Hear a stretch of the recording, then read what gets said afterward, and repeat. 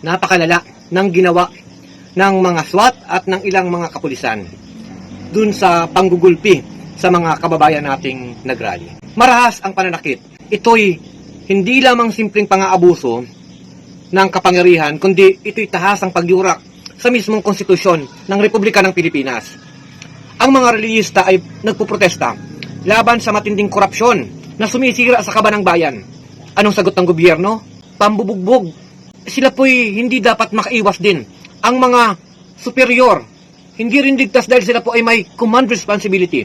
Hindi katanggap-tanggap na ang buwis ng taong bayan na ginagamit para punduhan ang armadong unit na siya namang bumugbog sa taong nagbabayad ng kanilang sahod, ito po ay insulto sa soberanya ng mamamayan at malinaw na pagtataksil sa batas ng to serve and protect. Kung walang mananagot, ang mensahe ay isa lang. Sa ilalim ng kasalukuyang pamahalaan, ang batas ay sandata ng makapangyarihan laban sa mahirap na samantalang ang mga magnanakaw sa kabangbayan ay nakakaligtas. Hindi pa nakakasuhan, ngunit hindi ito mananatili. Ang taong bayan ay muling bumabangon at titindig at mananawagan. Ang bawat palo ng batuta, ang bawat suntok at bawat sakit na naramdaman nitong mga relihistang ito ay magsisilbing paalala na ang tunay na kapangyarihan ay nasa sambayanan. Hustisya po ang hinihingi natin sa lahat ng ninakaw sa kabangbayan, hindi ang pananakit mismo ng mga kapulisan.